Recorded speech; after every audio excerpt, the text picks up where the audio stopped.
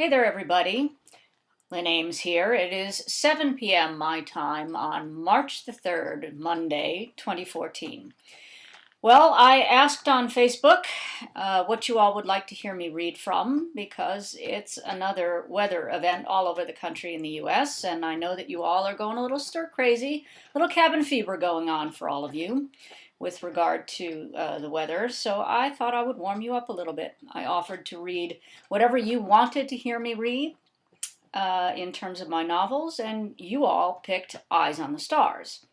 So I thought I would get fancy, and I tried to put together a nice video project on iMovie for you, a program I've never used before, but hey, I'm a technology kind of girl. I thought I could do it. So I tried to put my audio file of Eyes on the Stars together with a bunch of still pictures, and I thought it would be very nice for you.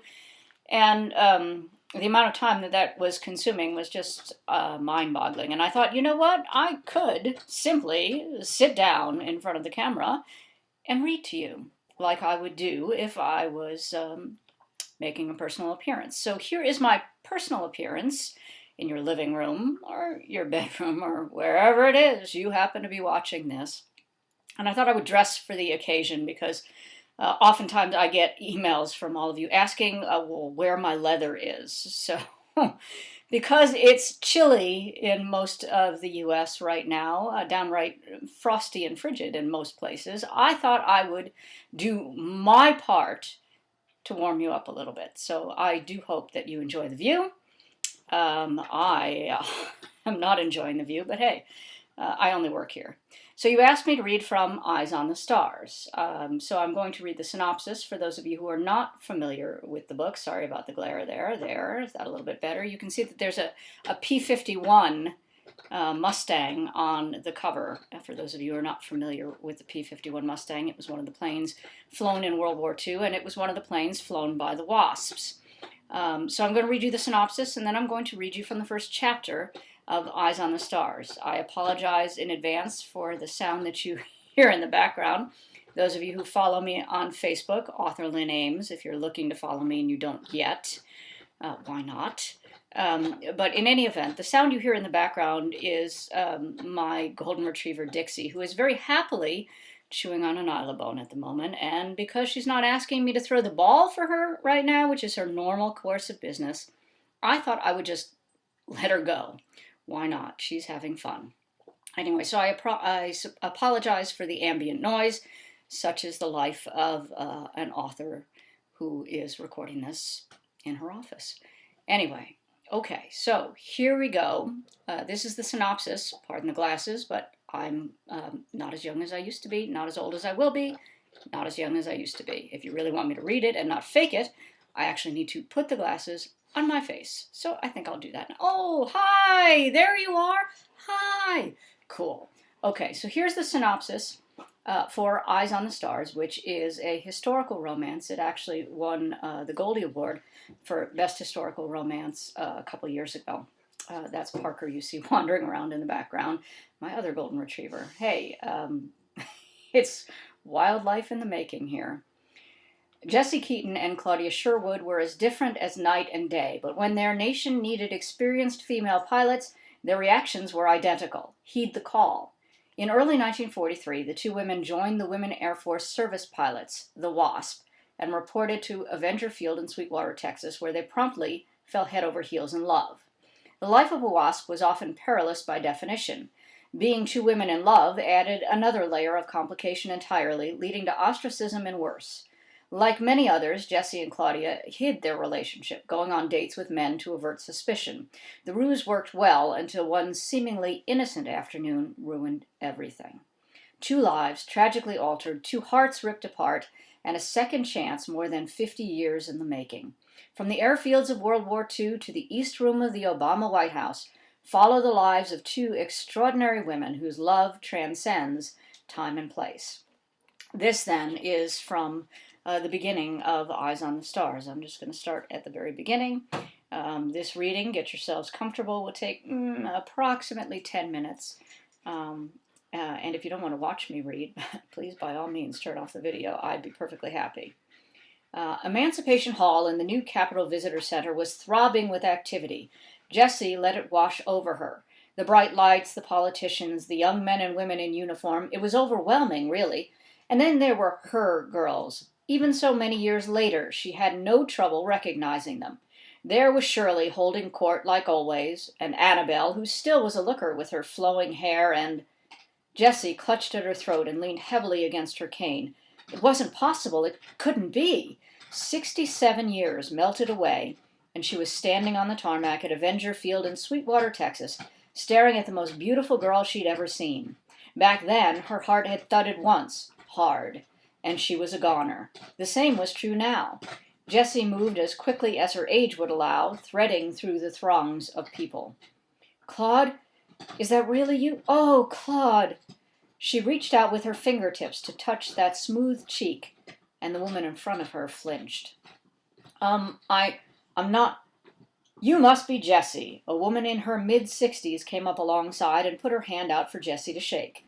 When Jessie stood frozen, the woman offered, "I'm Natalie, Claudia's daughter, and this," she put her hand on the young woman's shoulder, "is my granddaughter Chelsea." Jessie's eyes tracked from the younger woman to the woman who was speaking and back again. "What?" "My name is Natalie. Claudia Sherwood is my mother. This is Claudia's great-granddaughter, Chelsea." The young woman who had shrunk from Jessie's touch smiled sheepishly and said hello. "You're not... She's the spitting image of Claudia, isn't she? I always tell her how lucky she is to favor her great-grandma." "I'm so sorry. What a silly mistake for me to make." Jessie attempted to gather her wits and regroup. "Pardon an old woman, will you, dear?" Chelsea touched Jessie's hand. "I don't mind, really. I've always admired Grandma Claudia." The young girl's smile reached directly into Jessie's heart. "You're very like her. She had a smile like sunshine on a sweet summer's day." Jessie's eyes narrowed as she turned her attention back to Natalie. "How did you know who I was?" "I've heard so much about you over the years, I feel as if I'd always known you. I grew up hearing stories of your bravado and your adventurous spirit. For a long time, I thought you were the only person my mother knew." "Claudia talked about me?" "Incessantly. I think I was almost as in love with you as Mom was." "I'm sorry?" "Grandma!" Chelsea elbowed Natalie. "What? It's true." "Claudia spoke of me to you." "Of course. She loved you with all her heart, always." "I don't understand." Mom said you wouldn't." There was a moment of awkward silence as Jessie took in the women before her. Finally, she asked, "Where's your father?" "Never had one." Natalie waved her hand as if to dismiss the notion. "You never had a father, don't even know who he was." Mom would never discuss it with me. She was a wonderful mother, so I never really felt like I was missing anything. She raised me all by herself, worked 2 jobs, and never missed a major occasion in my life. I can't complain." Natalie's eyes misted over. Jessie swayed, and Chelsea immediately came to her aid. "Here, we should sit down." Jessie sat heavily. She worked her jaw, but words would not come. Tears hung on her lashes. She hid her face in shaking hands. When she had composed herself, she said, "Surely Claude married." "Never married, never even went on a date that I can remember." "Oh, Claude, dear, dear Claude." "Ladies and gentlemen, honored guests, please take your seats. We're ready to get started. WASP members, please take the reserved seats in the first 3 rows. Jessie looked around her. She knew she needed to get up and move to the front of the room, but she wasn't sure her legs would hold her. As she struggled to rise, Chelsea took her elbow. "It would be my honor to escort you to your seat." "I see impeccable manners run in the family." Chelsea walked Jessie to a vacant seat in the first row and steadied her as she sat. "Thank you, young lady. You do your great-grandmother proud." "Hey, Jessie Keaton, is that you? I'll be." Jessie turned to face the weathered old woman as Chelsea slipped away. "Hello, Rebecca. Good to see you." "Uniform still looks good on you, Jess." "Thanks." A politician Jessie recognized from the television stepped to the microphone. "Ladies and gentlemen, today has been a long time in the making. The 1,074 women Air Force service pilots served their country with distinction in World War II, freeing up the male pilots for combat. Many of the 300 surviving WASPs are here with us today to receive the Congressional Medal of Honor, the highest civilian honor bestowed by this country. We want each and every one of you to know that you have the thanks of a grateful nation. Your journey began in 1942 in Houston, Texas, and continued in 1943 at Avenger Field. The voice faded into the background as Jesse recalled mustering on that first day at Sweetwater in front of the legendary Jackie Cochran, founder of the WASPs. Listen up, you lot. I know the fly suits are ill-fitting, the cattle truck's uncomfortable, and it's hotter than your oven on Thanksgiving Day. I know you had to pay your own way here. The parachutes are heavy and the living arrangements are Spartan. I know there are many men who want to see you fail. But I also know you're here because you love to fly, and because you want to do something substantial to help the war effort. Jessie wiped her brow and looked around her. There were young women of all shapes and sizes. She was grateful the fly suit she'd grabbed fit her relatively well. Of course, she was as tall as most men, which helped considerably since the suits were designed for the male combat pilots. Her eyes lit upon a tiny wisp of a woman, a girl really, a few rows back and to her left. The suit swallowed the woman whole. Jessie tried not to laugh as she watched her surreptitiously fuss with the sleeves, pull at the yards of extra material around her waist, and tug on the pant legs on which she was standing. Still, she wore a look of determination that told Jessie she was not easily discouraged. Okay, ladies, get settled in your assigned bays, stow your gear, and report back here at 0930. Jessie and the other 22 women in her class broke ranks, hoisted their gear, and set off to find the assigned quarters where they would spend the next 6 months while they trained to fly every aircraft in the U.S. Army Air Force fleet. After several false starts, Jessie located her bay in the row of old Army barracks. Since she was first in, she had her choice of the 6 beds. Cots, really. She peeked in the adjoining bathroom and was shocked to realize that the single commode, sink, and mirror would have to accommodate not only her bay, but also an identical one on the other side of the bathroom. Well, this ought to be fun. I'm sorry, did you say something? Jessie whirled around to find that same tiny woman from the lineup. Her head was cocked inquisitively, and up close Jessie could see that her eyes were startlingly green. Her hair, a pretty shade of auburn, hung in waves and shimmered in the dusty light from the only window. Jessie dimly became aware that she was staring. I was just, well, you see, Jessie stopped talking. She had no idea what she wanted to say, which was a completely foreign experience for her. She knew her cheeks must be red because her face was hot. The woman threw back her head and laughed. The sound was like birds singing in the early morning. I'm Claudia. The woman put out her hand for Jessie to shake. Jessie. After another awkward pause, Jessie realized she hadn't released Claudia's hand. Oh, sorry. Jessie dropped her hand to her side, then, not knowing what else to do with it, stuffed it in her pocket. You were here first. You should get first pick. Which bed do you want? It doesn't matter to me. You go ahead. Claudia's smile was brilliant. She turned in a full circle as she surveyed the room. Before you make up your mind, you probably want to know that there's only one commode for 12 of us. Oh, in that case, I think I'd better take the bed closest to the bathroom. Weak bladder. Ah, Jessie murmured, not knowing what to say to that. She put her duffel bag on the bed next to Claudia's, trying for nonchalance. Guess I'll just bunk here. She watched as Claudia struggled to lift her suitcase onto her cot. Jessie noted that the bag likely cost more than her entire wardrobe. Here, let me get that. She reached over and hoisted the suitcase onto the bed and was rewarded with another laugh from Claudia. You make that seem so easy when I know full well how heavy that bag is. Claudia swept an errant strand of hair out of her eyes. I had no idea what to pack. I can see that. The door flew open and 4 other women burst in, all laughing and talking at once. Jessie winced at the noise level. Growing up in rural upstate New York, she was unused to a lot of extraneous chatter. They are a loud bunch, aren't they? What? Your expression, it gave you away. Remind me to play poker with you. Before Jessie could respond, Claudia crossed the room and introduced herself to their new bunkmates. That's Jessie over there. Jessie waved weakly as the other women followed Claudia's gaze to where she still stood, rooted to the spot. I'm Janie, Rebecca, Shirley, Annabelle. Jessie nodded in each of their directions, hoping she'd be able to keep them straight. Goodness, Shirley said, or was it Rebecca? Look at the time, we'd better get going. Don't want to be late for ground school.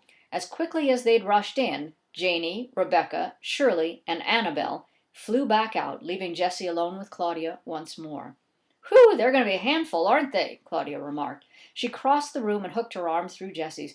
Come on, we better get going. Right. Jessie looked down at their interlocked arms, and warmth spread through her. What was it she was being asked to do again? Oh, yeah, walk. And that is the beginning of Eyes on the Stars. I do hope you've enjoyed the reading. I've enjoyed reading to you, and at your request, don't you know.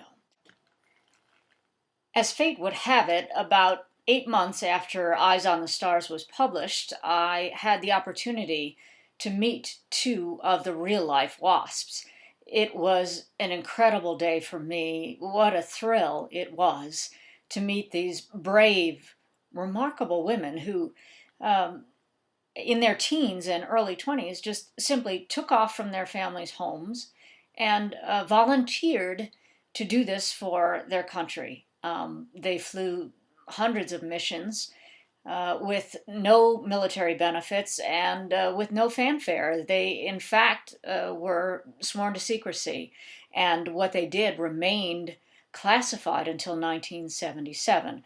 So I met Jerry Nyman and Lee Dorr, and I got to chat with them, and I learned that Jerry Nyman, on 7 of her missions, was actually crash landed 7 times as a wasp, and each time, though she was battered and bruised, she got back up, got back in the cockpit, and took those planes back up. That takes a special kind of courage.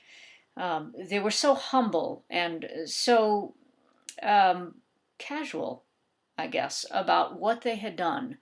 They did it for, as I said, no recognition. Finally, in 1977, they were declassified and given military benefits. But it wasn't until March 2010 that they were given the Congressional Medal of Honor by President Obama. And in fact, that is the scene I portrayed at the very beginning of the book, as you heard me read. It was a true event, although I made up all of the details because, frankly, although I tried to get a ticket to it, I was not able to get into the event itself. That is where fiction meets fact. In any event, I wanted to share some of those images with you of my time with these women. Jerry Nyman told me that her very favorite plane was the P-51, which ironically was the image, the cover image on Eyes on the Stars, which of course gave me quite a thrill. And so we got photographed in front of a P-51, which, I mean, sometimes life is just too incredible for words. In any event, I'm sharing a few of the images with you. I do hope you enjoy the images. Stick around, I've got a few more words for you once you've had a chance to see the pictures. And I hope you enjoy this little addition to our little personal appearance. Enjoy the photographs.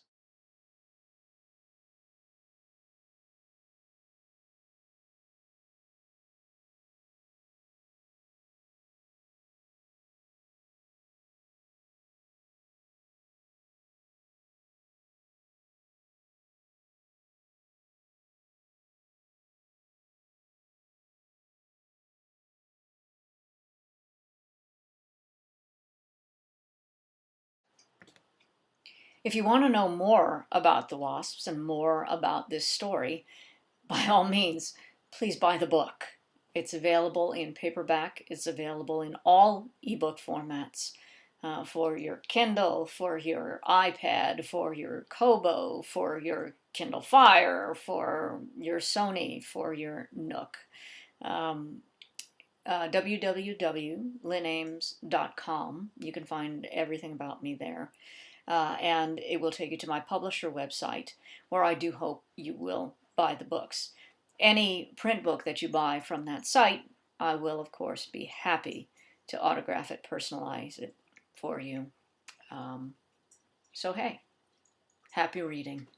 Anyway, I am Lynn Ames, and I'm very glad that you're here. Thank you for sharing this moment with me. I really appreciate your time. And I do hope that spring comes very soon for each and every one of you. Take care now. Bye-bye.